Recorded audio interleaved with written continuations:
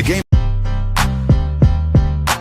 brought to you by 714 Tickets in Anaheim, your trusted source for Angels tickets at unbeatable prices with no hidden fees.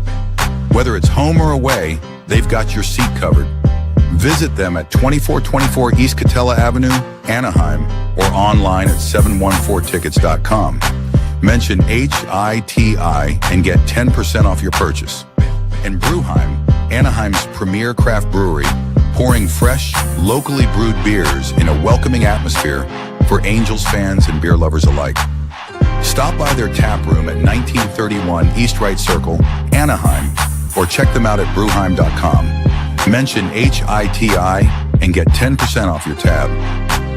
The OC Dugout, your one-stop shop for officially licensed Angels memorabilia, custom jersey framing, and exclusive autograph signings with your favorite players. Visit them at 1928 East Center Street, Anaheim, or online at theocdugout.com. Support the businesses that support Halos in the infield.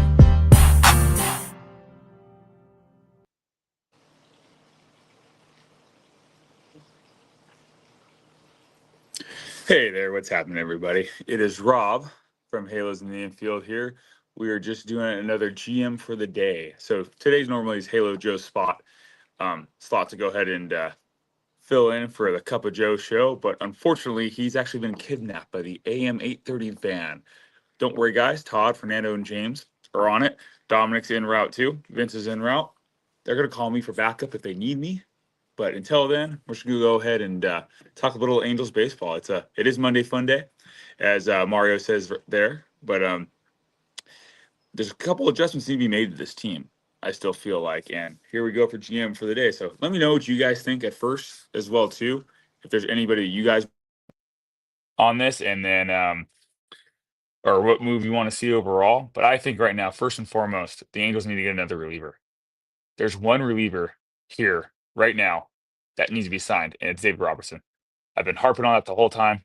Tell these guys in the comments all the time, our little chat that we have. That's a guy, $10 million a year. Yeah, he's 40. I understand, but you signed Hector Neris to a minor league deal.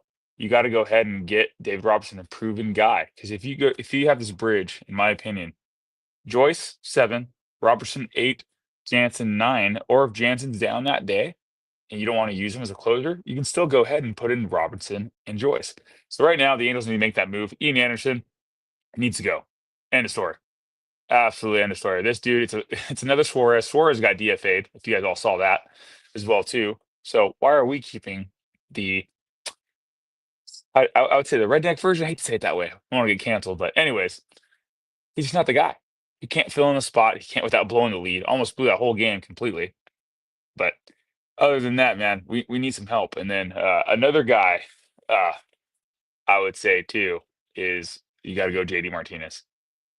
I am shocked that he's still out there. His camp must be asking for too much money or everything. Taylor Ward hasn't really been doing it for us so far. I hope he turns it around. I mean, it seems like we're invested. Yeah, he's playing some better defense and everything, but he's a guy that's expendable. If he's the guy who can get you a frontline starter, not a frontline, let's say number 3, number 4 guy, because we're still missing starting pitching as well too.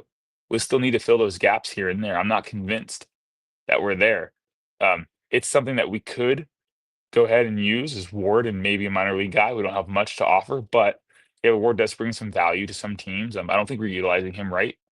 I don't think he's a leadoff hitter whatsoever. But that's the situation we're in right now. So let me know what you guys think so far on this. Let's go through.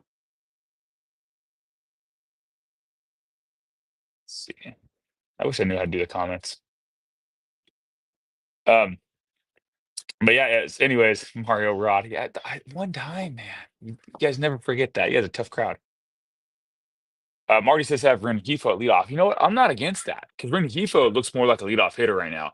I mean, he's batting number 2, taking the ball the other way. He's doing everything you want to do, just getting on base anyway, anyhow.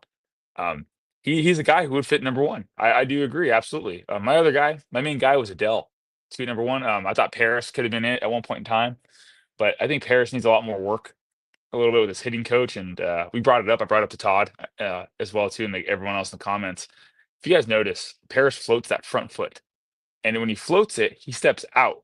towards third baseline. He's totally exposing, so his shoulders turn this way.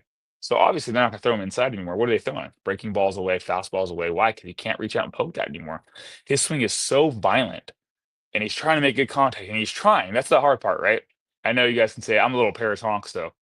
I like the kid. I think he could be really good. He just needs some refinement here and there. I don't think Johnny Washington's really giving him that. The kid sought outside help of the organization to go ahead and fix his swing. And they did, but they found the chink in the armor. And now he pretty much needs to go back to that coach to help him out. But obviously, it's during the season. You can't really do that.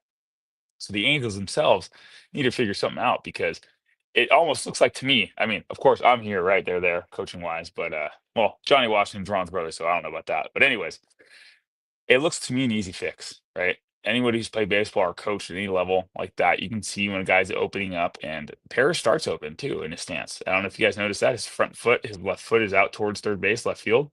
He brings it back in, floats it over, but when he steps back down, he's going back out there. So I think it's a little minor adjustment here and there and fix his swing big time. But I do believe Rengifo, anyways, back to the point, Rengifo is a good leadoff man, if not Adele. He can go ahead and see a lot of good pitchers lot of good pitches and work the count well because that's another thing I have a problem with Ward batting leadoff. Dude swings at first pitch a lot. Yeah, he gets some home runs. It's great, but at the end of the day, when he gets those ground ball outs after one pitch, who saw the starting pitcher? You didn't see what he had. Your number two, number three hitter are already behind, and then worst part, your number two hitter goes down after two pitches, and you're forcing your number three hitter to take at least two pitches before you can freely swing, just so you can work the count because you can't have what you did with Verlander yesterday. Guy getting out of the inning with 10 pitches or less can't happen. Then he did the second inning, same exact thing. So luckily we got some in the end. We got to the bullpen as well in the end. But in order to beat good quality starters, you got to force them to throw pitches. You got to get in that bullpen as soon as possible. And the 2 to 3 pitch at bats are not going to do it. Useless Trucker says, stop the Ks. I absolutely agree. I mean, that goes back to the hitting coach and the hitting plan. And you guys tell me this too. As if I'm the GM, whatever, or if I'm a coaching staff on this, I'm telling guys to wear it. Look what Zach Neto did yesterday. He wore that pitch. How many other guys you see flailing out of the way? I saw Ward a couple times, 1-2, 0-2 counts, flailing out of the way. Let the ball hit you. Get on base, set up the next guy because good things happen when you put the ball in play or when you get on base. Pressure breaks pipes. Sega Boy says Tristan McKenzie, David Robinson. See, you're on the David Robinson train. I agree. Tristan McKenzie's good, but I think he's too young right now. I don't think you're going to get him without giving a big piece away in himself, too. That's just me. 5 games, no Kikuchi wins. That guy gets over $1 million a game. Yusuf Trucker, yeah, I'm not high on Kikuchi. Todd said it best. Fernando, everyone else, Vince, everyone said it best. And they've harped on this guy. And I think he's number 3 starter. He's number 3, number 4 guy. He walks a lot of people. He found what he needed to the second half of the season last year, but he's not an ace. And we don't have, in my opinion, we don't have the coaching staff to take him to that next level to be that ace, let alone he's on the backside of his career, right? Teeing off the back 9 already. So, yeah, I agree. We need both relievers and proven starter, Mario says. Same old story. It is. It absolutely is. And the problem is they're out there too right now. There's guys who are out there. I think Sandy Alcantara from the Marlins, he's gonna be readily available. At first I did think is it Pablo Lopez from the Twins would be available, but let's see. I think Carlos Correa might be the big piece in what they try to move this year.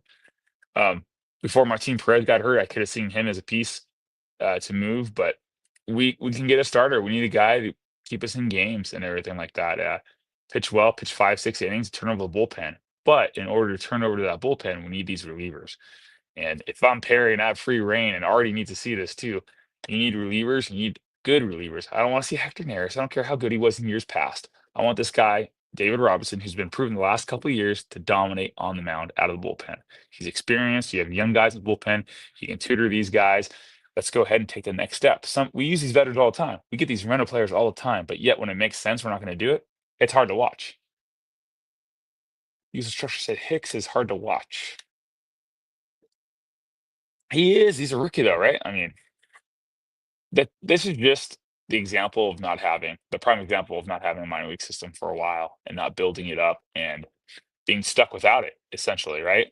And you're seeing the ramifications of it years later, which we're in now. We didn't trade Otani. We didn't get anything out of him there.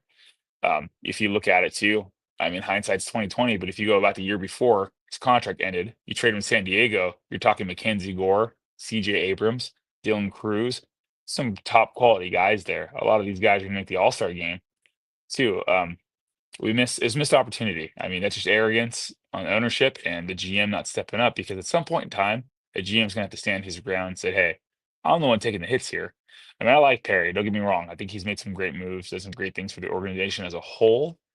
But I do think his hands are tied behind his back. But at some point in time, I mean, you got to stand up, right? It's like if you're at work, your boss says, "Do a better job," or on sales or whatever. But I'm not gonna give you any resources to help you. Well, then how am I going to do a better job, right? At the end of the day, you got to take a stand. That's just my opinion. Yusuf Strucker says Trout only hits home runs when they can't win. Yeah. So these home runs that he's hitting, granted, I don't like Han Solos.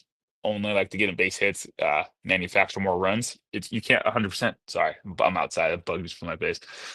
You can't 100% put it on him because those home runs they do help you or get you the opportunity in the position to win the game or to tie the game, right? I mean, I wouldn't call them useless because it's not like it's 10-1 and he's hitting the home runs. It was 3-0, right? He hits two home runs, it's 3-2. You have an opportunity to win that game. Trout does need to turn the page, whether if you drop him in the order in itself too. I do think his hands are a lot slower. Tony Gwynn used to use a 32-ounce bat or 29-ounce bat, excuse me, 32-29. Because it's a long season, he got older, he knew what he had to do to go ahead and compete. And if you got to do that for Trout, you got to do it, man. Swallow your pride. Who cares about the home runs? Right now, I don't care if Mike Trout hits a home run or not. I want him on base 100% of the time. Not 100%, but more times than not, he needs to be on base for me, right? Be a 300 hitter. Who cares about the home runs? I know it's an ego thing, and we're so brainwashed into having home runs, long ball, launch angle, all that stuff. But we need to go ahead and get on base, Trout, because you're not the same Mike Trout that you were 5, 6 years ago. And you need to realize that, right? Every good thing comes to an end. Father Time's undefeated. Mario says we should have traded Ward last season when the stock was a little higher. I agree. I agree, but already cheaps out, man. And I know they went for Santander this offseason. I was kind of against getting him. He's playing a lot better. I'm not that you crow on that. He's playing a lot better than Ward is. But looking back, he wanted a lot more money than Ward was getting for the same amount of production, same defensive liability in the outfield too. So yeah, his stock was a lot higher last season. Let's see what happens. And speaking of high stocks, I'll let you guys mull on this for a second. I'll get to it. Tyler Anderson stock is at an all-time high. What do you guys think about that? Keep him? Trade him? It all depends on what you do as a franchise. Marty Bullen says Rob's on the money. Paris opposing teams have worked out. Yeah, until he adjusts. He has. I mean, it's very simple. Anybody who's played baseball, I mean, you guys can all see that, right? And it's very easy to see that he's opening up so far, and you can see the last third of the plate. He's can't really cover it. And for now, if I'm him, if I'm his coach, I want him to start driving fastballs to right center field right now. So working on his foot, you can still do the same thing you're doing. Hover your foot here. I want you to step out towards the pitcher's mound to second base. And that way, fastballs are being driven that way. So just in case an off speed comes and you're trying to hit a fastball oppo, what happens if you're a little early? It just takes you to left field. The ball's still in play. There's a lot of hitters like to see do that, including Mike Trout. But Kyron Paris, I think, can benefit greatly from that because of his speed, his raw power that he has too for being a young guy. I think it could help him out a lot. And a guy like him hitting gappers is huge. Yusuf Trucker said, "We learn what teams are after injuries, and the Angels have no depth to absorb injuries." Yeah, no, you're absolutely right. Sorry, yeah, we learn what teams are after their injuries, or the organization itself too, right? That's how we learn how well they're organized and maintained and everything. And you can see when organizations hurt in the minor league level is when major leaguers get hurt, and there's guys that can't even come in and fill the role for say 15 days or 30 days and everything. It's tough. You're absolutely right.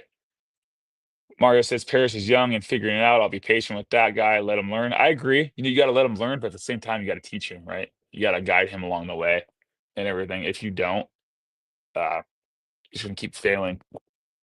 Sorry, my little one's yelling at me. Um, but I know. Yeah, you let him learn. I agree, but you have to guide him somewhere along the way. Like Mike Trout yesterday, Joe Odell. Don't try to be the hero. Put the ball in play. But Mike Trout, take your own freaking advice sometime. Don't try to be the hero. Get the ball in play, base hits. You still have some speed. Pretty fast for a white dude, huh? It's crazy. Is Renhefer still our only switch hitter? I believe he is. You know what though?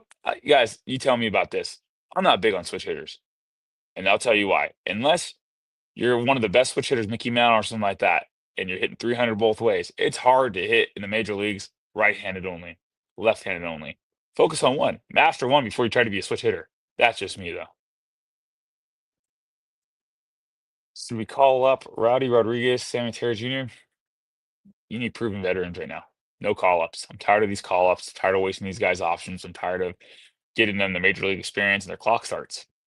You can't build the minor league system unless you guys keep guys down. That's why Christian Moore is still down there and Double A. It's a smart move right now. It sucks for him. I totally understand. Is he major league ready? We don't know yet, but it's not a risk to take right now because all you do is continue to deplete the system that you already don't have. Jesus Trucker says, "Don't worry, Rendon may come back."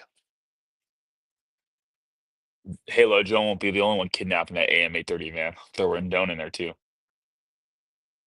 Marty says opposing teams have worked pairs out watching tape. Yeah, they have. Honestly, you can't. It's easy, right? You break it down grid by grid. I don't know if you guys have seen the scouting reports they have now too, computer software system. It will show you the chink in the armor with AI, especially now too. It's insane. Marty says Zach took it like a champ, and that is a effing gamer. That's what I love about baseball. Those are the baseball players I love, the grit and David Eckstein-esque. I'm going to say it too. David Eckstein-esque. He took it like a gamer, put us in position to win, got on base, did his job. Because at the end of the day, you get him on base, you do your job. Sega, what is Tim Laker and Johnny Washington? We're doing this for fun, man. I feel like we're giving better insight, right? We're all here because we're fans. And we're getting better insight than these guys have no clue what they're doing. Mario says, "Oh man, Verlander is still better than Ibar ruined his perfect game when he was with Detroit. Oh, still bitter. Yes. Yeah, yeah, he is. Hey, that's why the cookie crumbles sometimes." Max Meyer as well had just had 14 Ks. Yeah, the problem is, man, when you get these big guys, big names, and they're hot. Like right now, you get a Trey Anderson. He's hot. You're gonna ask for a house. So it's tough. You gotta. It's very timely on who you sign and what you get. Dominic, what's happening? Check out the minor league report by Dominic Lorenz. Grok, and I will tell everyone this. Grok pointed out Dominic. Grok, I don't know. It's an AI machine, um, done by Twitter and everything. I don't care what your political stances are. Probably one of the best AIs out there. Call Dominic Lorenz's Around the League show, one of the most unique shows and a must watch. Marty says already took Kikuchi to capture some Japanese market and he lost by letting Otani go. You know what? You might be right. Yes, I'm right, bro. I'm not going to disagree with that at all because you overpaid for this guy, in my opinion. And I've said it from the beginning. I don't like naming an opening day starter before spring training's gone through because he did not look like your ace in that point in time. Your app Marty, I 1,000% agree. Dom Marsh is host with Rogers. I'm scared too. Sega Boy says Sammy and Terry Jr. and Roddy Rodriguez are our best players in minor leagues. Call them up now. Again, you call up minor leagues, you're leaving that void in the minor leagues for the next season. Their clock starts, right? It doesn't fill the void overall. You need a veteran presence because I don't care how great you're doing in minor leagues until you prove yourself in the major leagues, like Caden Dana needs to too. Um, it's hard to say as of now. I'm not. I mean, minor leagues, is minor leagues. We can talk about Brandon Wood, Dallas McPherson. We can go on and on and on. Prospects are just that prospects. You need to go ahead and get them tested. And I do believe in certain games here and there, but spring training is a big one of those too. If they're not ready in spring training against a major league talent who's just getting warmed up, ready to go, they're not ready today. And if you're trying to win, you don't bring them up right now. Rally Chris, what's happening? Says Swords got DFA. Yeah, we better not resign him. Better not. Marty Perry's got to show up bigger set of balls. I agree. I absolutely agree. Say good boy. Yeah, it could be.